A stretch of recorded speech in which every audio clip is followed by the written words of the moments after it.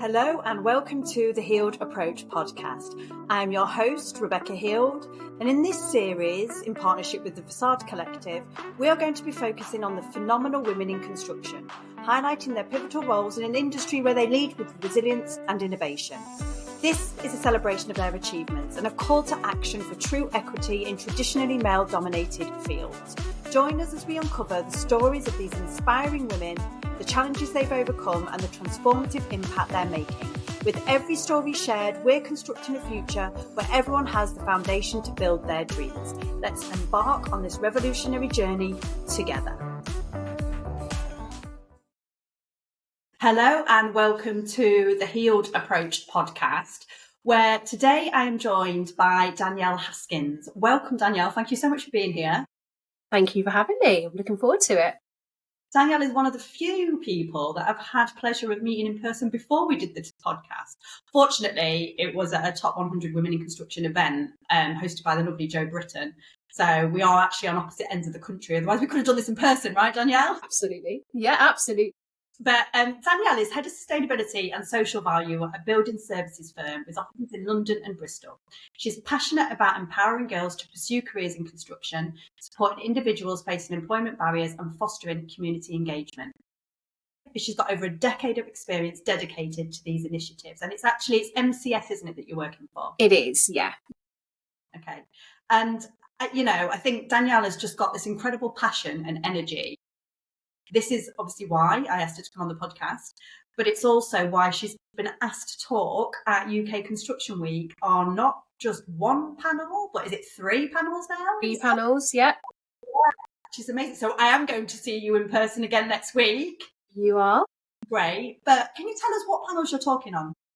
Yeah, so 3 different panels. So the first panel I'm speaking on is to do with attracting talent to the workforce. So things like apprenticeships, training, upskilling, and giving young people opportunities to kind of join the industry, which, as we all know, we definitely need. The second one, I'm actually hosting the panel for the first time I've ever hosted a panel. So it's going to be very interesting, bit of a new one to me. And that is to do with engaging with people with barriers to employment. So people who are maybe young offenders or veterans or NEETs. So people that are not in education, employment or training. So we've got some really good people speaking on that panel. So I'm looking forward to that.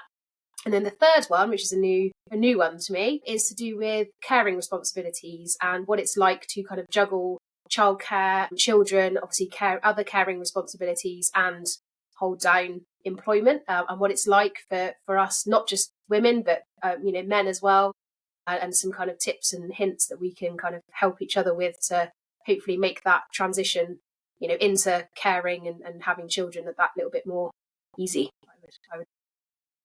Yeah, I mean, all fantastic topics. And I think, with myself, with an education background, working a lot with vulnerable children, vulnerable young people. So I worked a lot with, NEET young people and lots that were facing barriers into employment. So I think it's a super important topic that we need to talk about.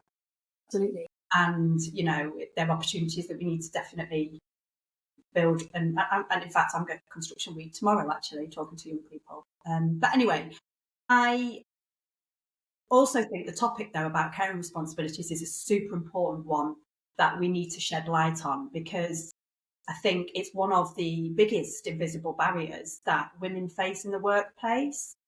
And I say invisible barrier, I mean, a lot of us know it's happening, but a lot of us are just accepting that that's the way it is. And it's like, how do we come out of that mindset? And, and I think we go through different stages, don't we, in our careers as women? And I think there's that middle stage of our careers where, in the beginning we think we can do it all and we're never going to face inequality and we're going to be different to everybody else that's gone before us. Then all of a sudden, the barriers start to show themselves and then we become mothers. And it's like, Absolutely. We have this identity crisis, I think, between should we be a manager or should we be a mother? And this is something that, men don't come across. Well, I'm not saying they never do, there probably are some, but the majority don't. So talk to us about that, Danielle. I mean, obviously it's something, I know you're a working mother like myself.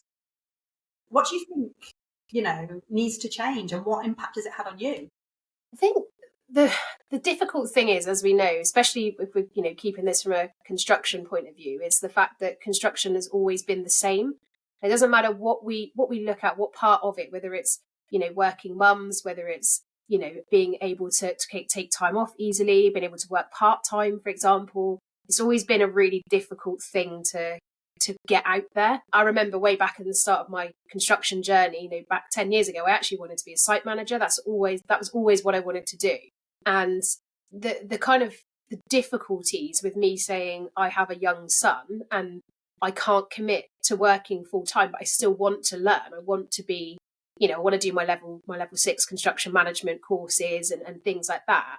You know, I would go on site and I would say to the guys, you know, I want to be a site manager, but I only want to work part-time. And it was, that's never going to happen. Like, you can't be a part-time site manager. You're either here or you're not. And, you know, the thing that struck me is that you can, you know, it's going to take more organising. It might mean that you have 2 part-time site managers. It might mean that you manage smaller packages, but it can be done. I think it's the unknown and it's that fear of change of, you know, we've never done this, so we don't want to start now.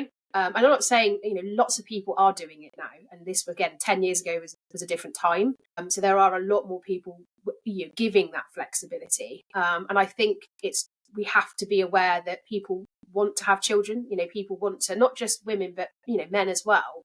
You know, they want to start families, you know, even not just for children, but, you know, caring for your parents or caring for family members who may be poorly. There needs to be a lot of flexibility with it. I was obviously saying to you earlier about the fact that, you know, when it comes to arranging things like summer holiday cover and, you know, breakfast and after school club and things like that, you know, it's automatically left to the mum to do. It's automatically something that, you know, we just take control and we do it. That might be what it is, but it's not something that's ever really thought of as, you know, that needs to be done. Whereas, you know, as a mum, I have to sit there and think, oh, I've got 6 weeks summer holiday coming up. I've still got 6 weeks of work.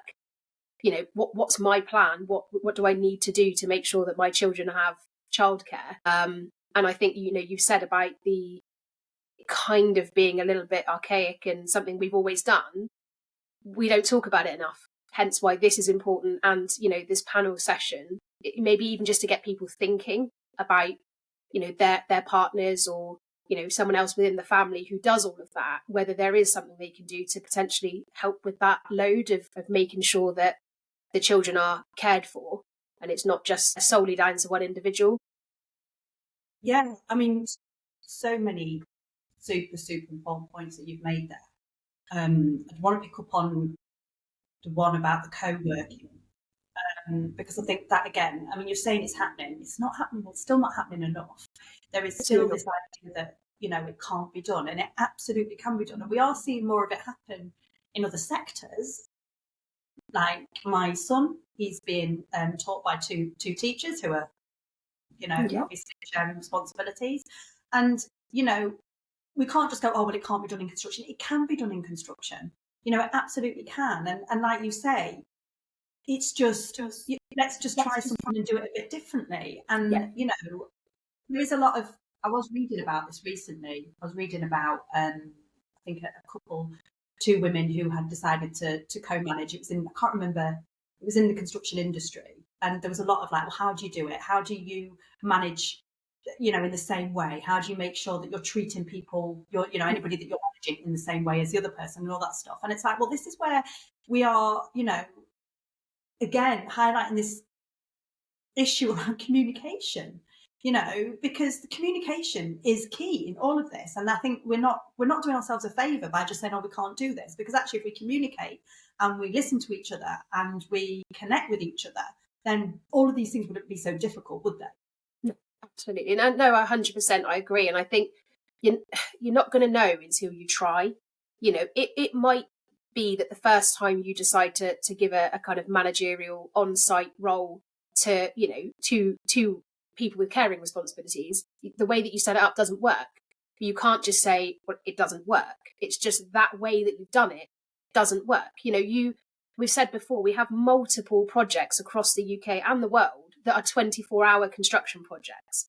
You can't tell me that people work 24-hour shifts. You know, you have people taking over from people. You have somebody doing a 7 till 7 and a 7 till 7. So they have to talk to each other. They have to pass on to somebody else who kind of takes the next shift on.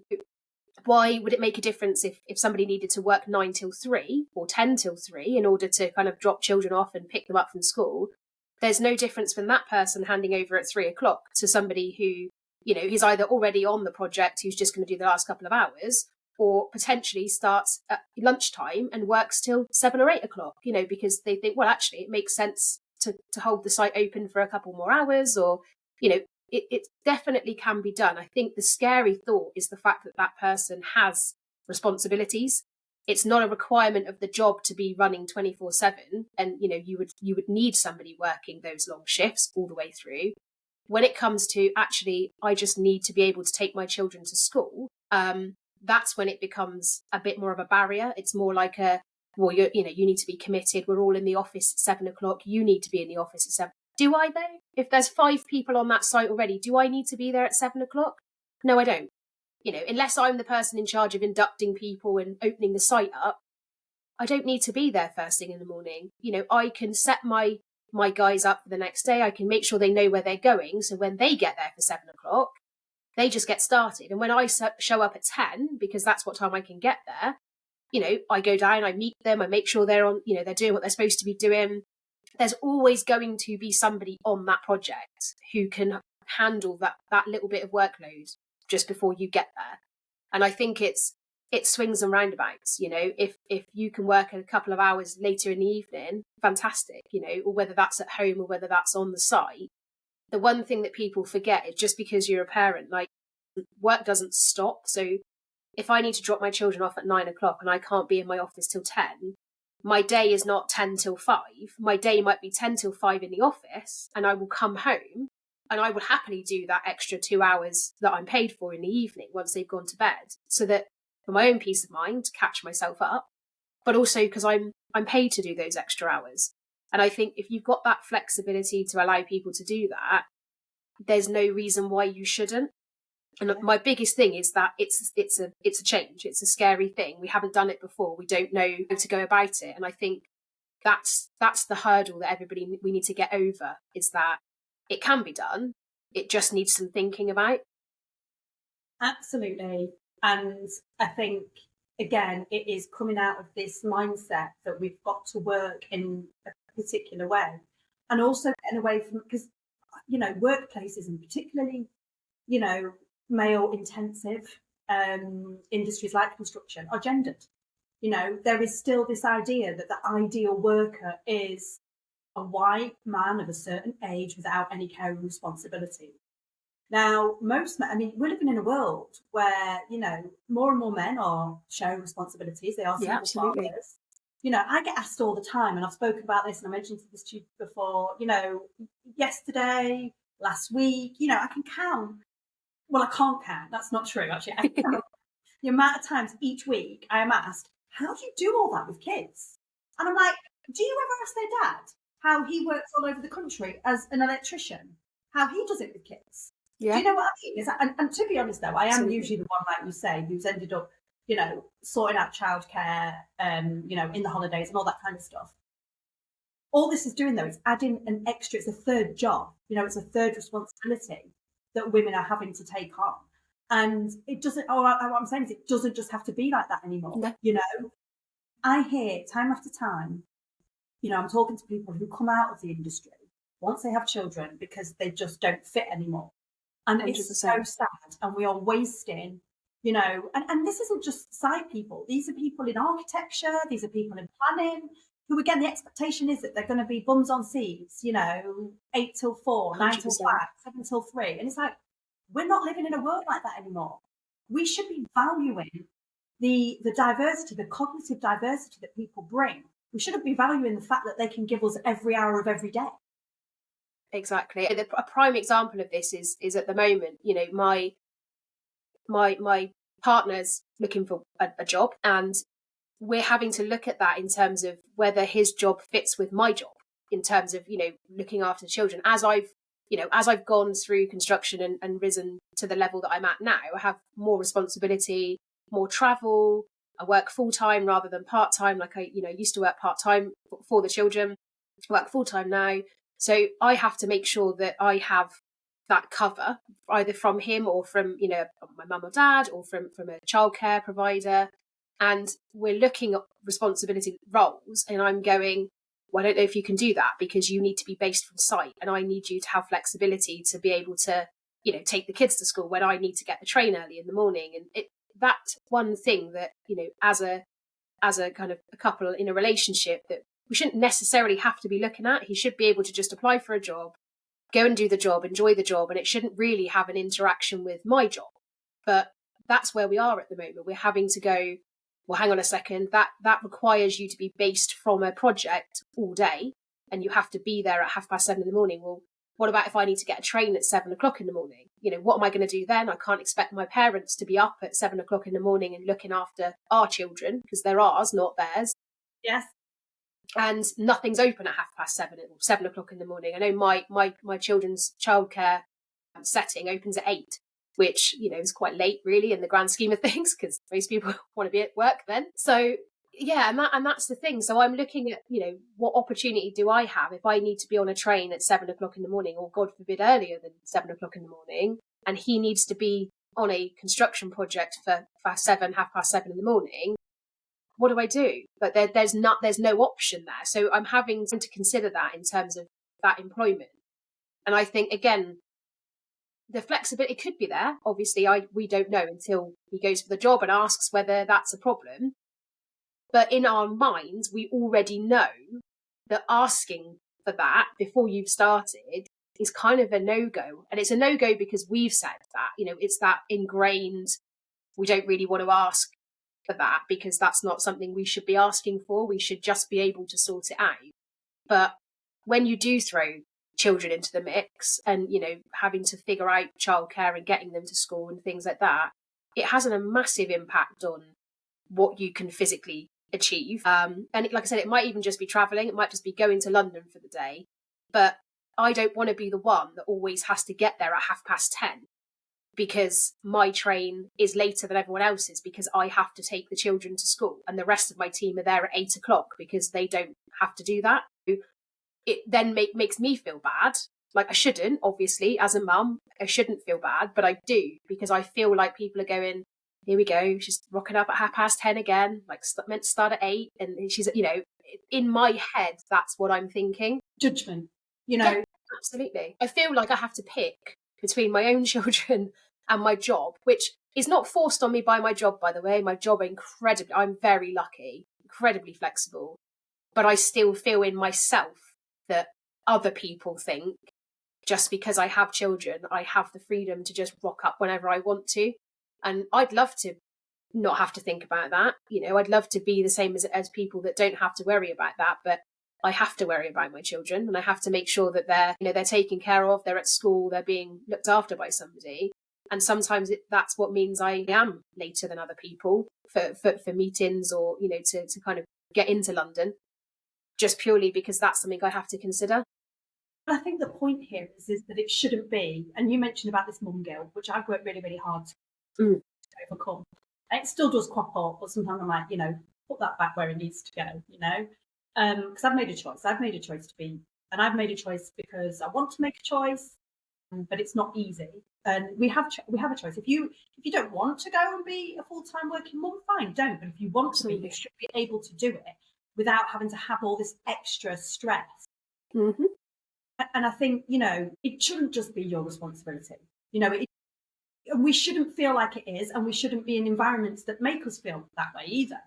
Because I think, we need to be understanding the barriers that there are for men as well in the workplace. Absolutely. Because I think that for a man, it's harder for them. For women, it's like almost expected, even though you're going to be judged. You're going to take time off for your children being sick. And men are like, well, I can't do that. I can't tell my boss I'm going to have a day off when my child's got a hospital appointment. Or it's like, well, why can't you? Why should we have to lie? I've been in situations, when my ex-husband has had to tell his work that, something else was going on because he didn't want to tell him that he had a hospital appointment for my son. And it's like, why are we doing that? Why are we putting pressure like that on our people. Absolutely. And you should be able to, you should be in work environments where you can, I'm not being funny, if you're two full-time working parents, communication is key. You are going to have to Absolutely. talk about, next week you're going to have to do school run. I'm going to do school run the week after. This is my schedule, this is your schedule. But you should be able to share that responsibility without feeling that you're going to be judged or penalised in the workplace for doing it. And this is where what I mean about as well, we need to stop thinking that somebody's presence in the room means they are showing up, because that isn't always the case, is it? No, absolutely. And that's the key thing. You know, me and my partner had this discussion a while ago, because it was getting to me that it was always on me to have to make sure. And I said to him, you know, you get up, you have a shower, you get dressed, you go to work, you come home, you help me make tea and everything, but you don't have to worry about what's happening with the children. And he said to me, if you want me to organise it, I will happily do it. And I, being the, I'll do it because I need to know it's done. No, but you know, but now we have those conversations, and you know, we have these conversations, and I say, look, take UK Construction Week next week. You know, I'm going to be away Monday to Wednesday, and I've had to say, you know, Monday's breakfast club, Monday's after school club, Tuesday's breakfast, you know, and Wednesday you actually have to take them to school, which means that, you know, you can't physically start till, you know, half past 9 or 10 o'clock even by the time you've got to where you need to be, you know. But we've had that conversation and he's worked out his timetable around it. You know, he's moved things around to be able to do that. Whereas before I would have just thought, well, it's not going to happen. I can't ask. So I'm just going to have to not do UK Construction Week and just not be able to kind of, I guess, build my own career. And that's the way I always felt, you know, when my children were younger, was that I'd kind of given up my career. I'd kind of sacrificed my career for children. And I was fine with that. You know, I love my kids, but I'm not a very good stay-at-home mum. I'm really driven. And, you know, I was not the best at sitting around and just, you know, looking after my children. I wanted kind of more from it. And it's absolutely hats off to anyone who is a stay-at-home mum, because it is really difficult. But it just wasn't me. So I knew I wanted to go back to work. And that was something I always wanted. But I also was envious of my partner's success, because I was like, you still get that. And I feel like I'm not going to get that. And it's taken me longer. And I'm really happy with where I am now. And I really enjoy what I do. But I still, and obviously my children are slightly older now, so they're a bit more self-sufficient. But I still do have to make sure they get to school and that they get picked up from school, and that somebody's looking after them at some point in the day, because, you know, I might be late back. And like I said, I really am one of the lucky ones, because I do have that flexibility. But it is seen as the roles that you do which offer flexibility. So the role that I do does offer flexibility. You know, I make my own diary. If I know my children are having a non-pupil day, I can set it up so that I work from home.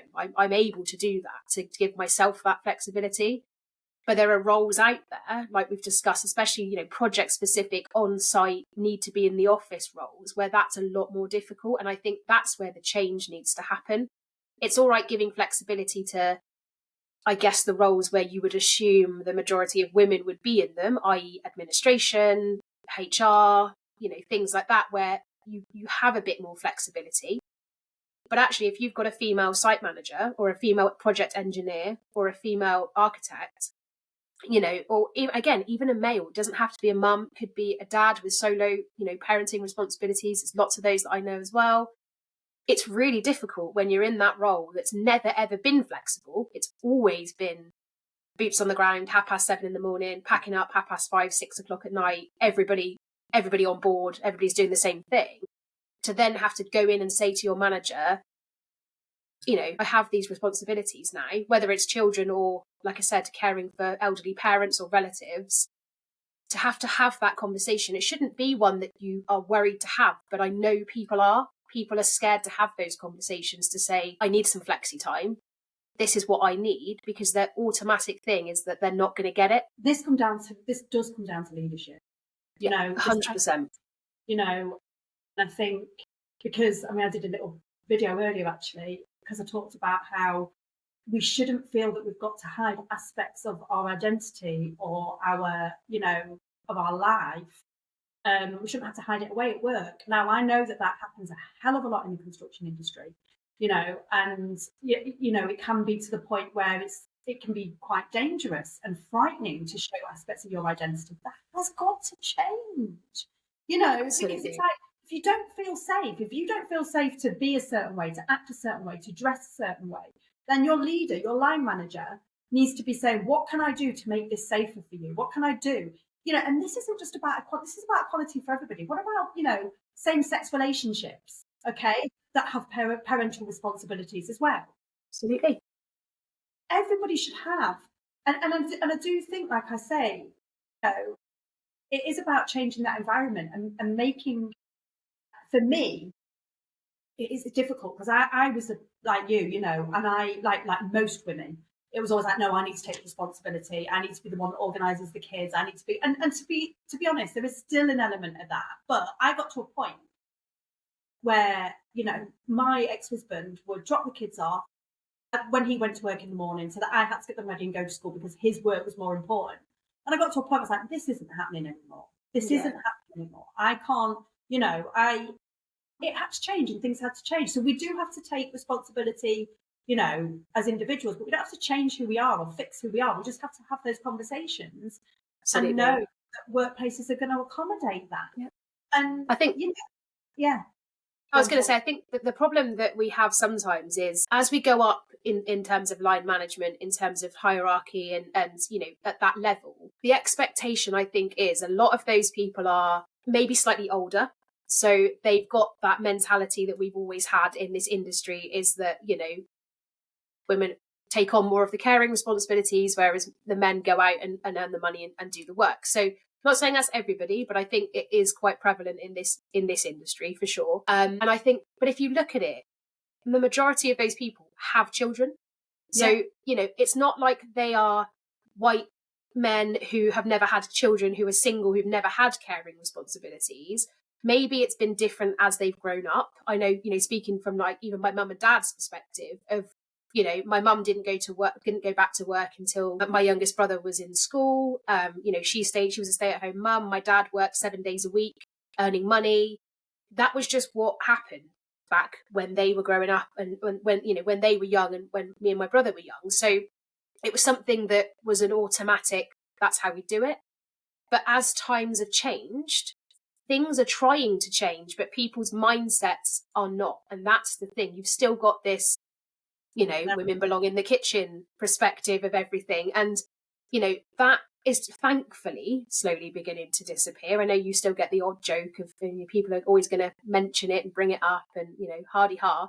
But it's the mindset of people who are trying to support those. You cannot not employ someone because they have children and they might need a bit more of a flexible schedule. You're just missing out on masses of opportunity, skills, new ideas, and all of that just by saying, well, it's not a flexible job.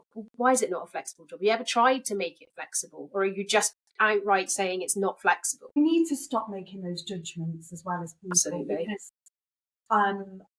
not every, again, it's there's this whole conditioning around being a mother, and it's like, well, when you become a mum, you've all of a sudden got to forget who you are, and you've got to be this wholesome mother who's making home. We forget enough as it is.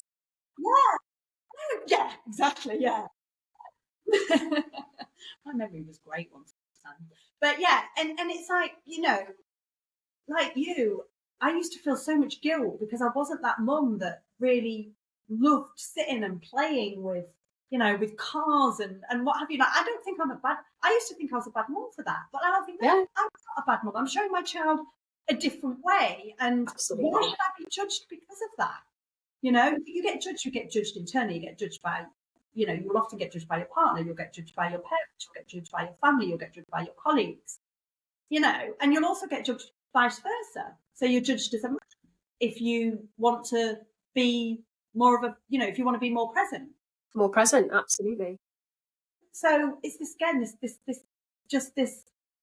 mindset around, and not realising, like you said, times have changed. So why are we still living in the dark ages? Yeah. And I think the key thing we need to do, and it's something that we've been looking at doing at MCS as well, is having these it's all right having a policy. Everybody has a flexible working policy, but to be able to actually ask and speak out and say, I need to be able to do this. I mean, I went into my interview with where I am now, very to the point of, I can't drop my kids off till 8:00 and I live an hour away from the office. I'm not going to be here at 8:00. It's simple as that. The earliest I'm going to be here by the time I've dropped them off and got back in the car is probably 9:10.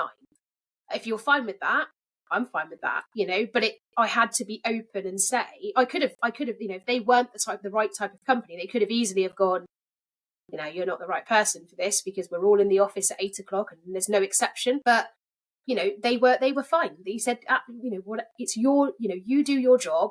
You know what you need to do. You know the hours that you do. We don't mind if you work, from all through the night. If, as long as the work is being done, you have that flexibility. And like I said, I'm really lucky to have that, but it's not something that everybody else has. I know, like I said about my partner, he doesn't have as much flexibility as maybe I would have. He has more now. And his company have been really good when we've had to approach them to, have the children. But his instant reaction is, oh my God, really? Like, is there nobody else that can have them? Like, I really don't want to have to ask if, I can work from home, or, he's even taken my son into his office before and put him in a meeting room with his iPad for a couple of hours because he needed to be in a meeting. I needed to be out where I was going, and there was nothing else. I mean, it was fine, but it's not ideal, but he was lucky to be able to have that.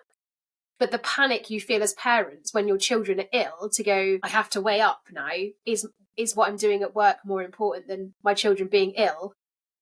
It's a real difficult one. Yeah. And most people would go, why are you even contemplating? Obviously, your child is more important than work. And I'm not putting my children before my work, before my job. But like you said, when there's two of you, it shouldn't automatically be me that needs to cancel what I'm doing in order to stay home when my children are poorly. And that's the key thing. The key message really is, if there are, two of you in a relationship, or you've got family, or you've got support, is to not be afraid and not feel like you're a burden by asking people.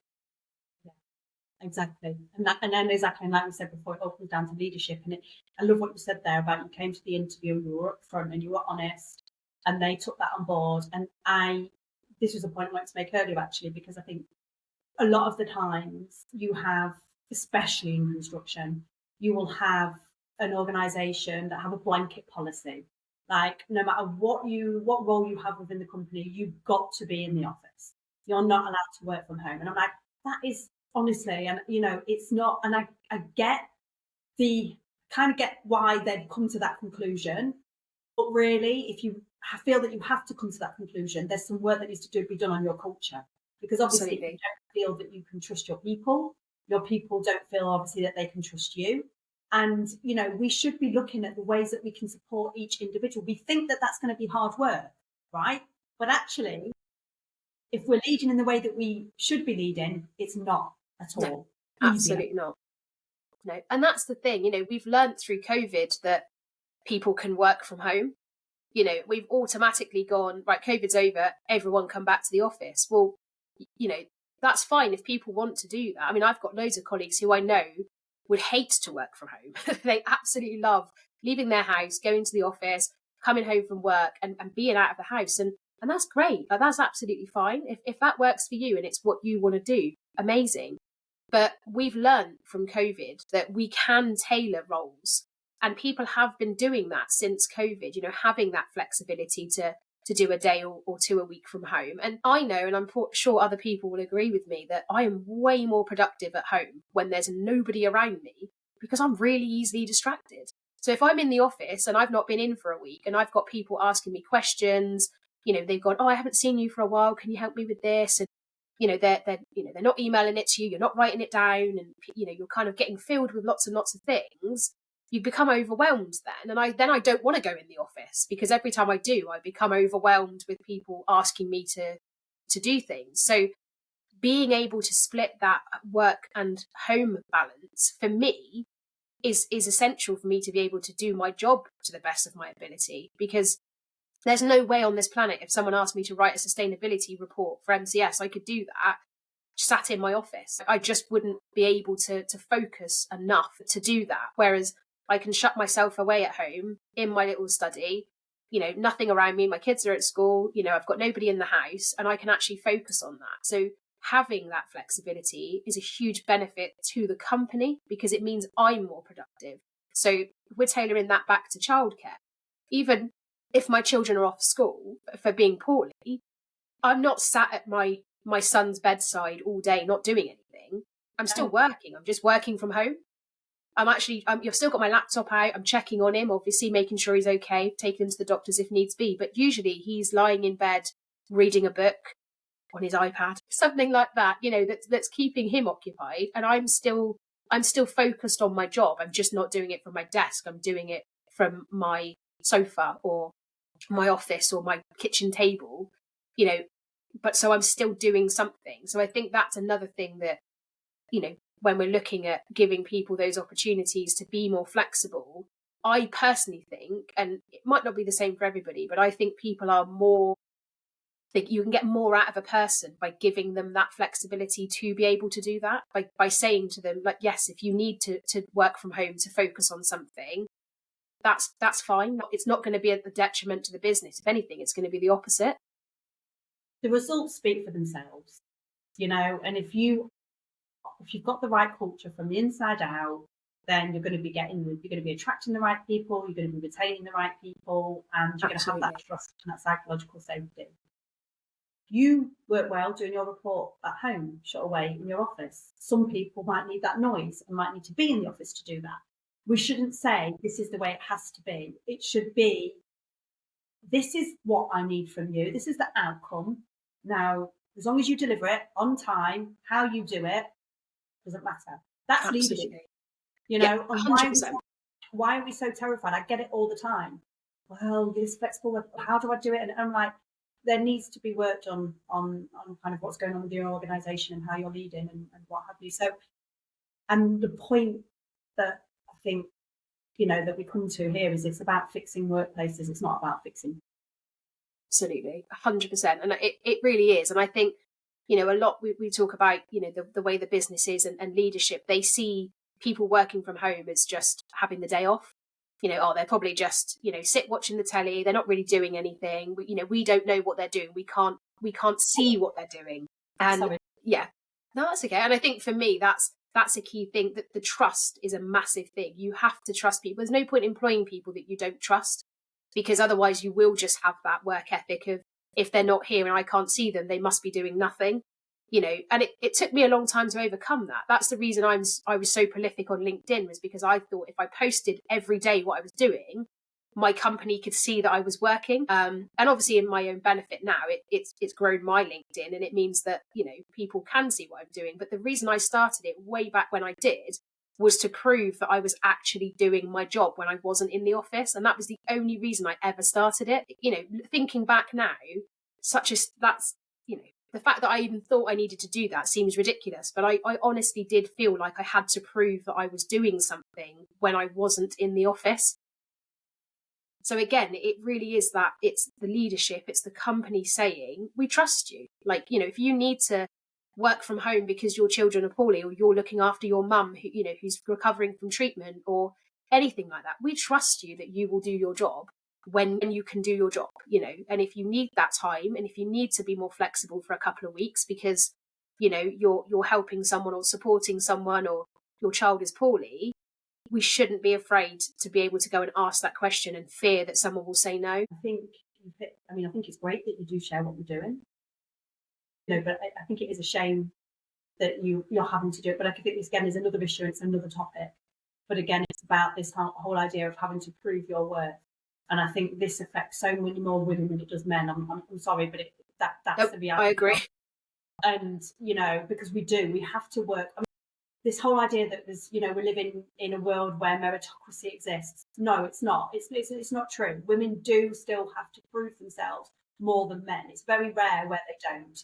And unless we begin to understand and accept this, we're not going to change things, because Absolutely. you may be a man with the best intentions who supports women, but you're still going to be working in systems and structures that haven't necessarily. You're still going to have conditioning and biases, that don't. So we need to be talking together to overcome this. It isn't just about saying, men, you need to do this. It's about us all coming together and having those conversations. 100%. And I think what you said there about, we feel that if we're letting people work from home, they're going to be doing nothing, then for me, that's not just weak leadership, that's insecurities in leadership. Because if you are secure in the knowledge that you are clear on your expectations, you know what you need from your staff, if working from home means that they're not going to do it, then bring it on, because they're not the right people, and Absolutely. you need to be elsewhere anyway, Yeah, 100%. But yeah, Danielle, this has been such a fascinating conversation, and honestly, I could go down so many more rabbit holes with you. Well, yeah. I think that's a great place to kind of wrap this episode up for now. Can you let people, because I mean, I really did want to touch more on your role and have you, but we've just gone into so much in-depth stuff, which is great, and I think it's so valuable. But can you let people know where they can find you if they do want to find out? Yeah, of course. So the best place to find me would be on LinkedIn. So like I said, I am quite prolific on LinkedIn. I do post probably too much for some people, but if you like a good post, then why not come and follow? Obviously it's just under my name, Danielle Haskins. You'll see my picture pop up. Please feel free to connect with me. I do post a lot around social value and what I'm doing, school engagement, some of the activities and projects we're doing, but I do also post one-offs as well about, especially around childcare, being able to support people, being able to kind of give back to the community and things like that, and also around sustainability as well. So if there's any of those topics that you're interested in, please do just feel free to connect with me on LinkedIn. I'm always on there, so you'll always see something new. Thank you. And it's been great seeing what you do and meeting you in person. So thank you so much. Absolutely. And to anybody who is listening, please, like Danielle said, go make sure that you check her out. Please make sure that if you've enjoyed this episode, you leave us a 5-star review and you share it with your audiences. So thank you very much for listening. I will see you here next time. And that's a wrap. Thank you so much for joining us in celebrating the trailblazing women in construction. Today's discussions have not only illuminated the remarkable contributions of our guests, but have also reinforced our commitment to fostering a workspace that honours diversity, champions equality and nurtures innovation. Through our collaborative efforts with the Facade Collective, we are reminded that every contribution in construction is a step towards a more inclusive and equitable industry. Let the stories of these courageous women inspire us all to continue building a future where gender is no longer a barrier to success, but a testament to our collective strength and diversity. Until next time, let's keep pushing boundaries, breaking barriers, and leading the charge towards a more equitable and inclusive world.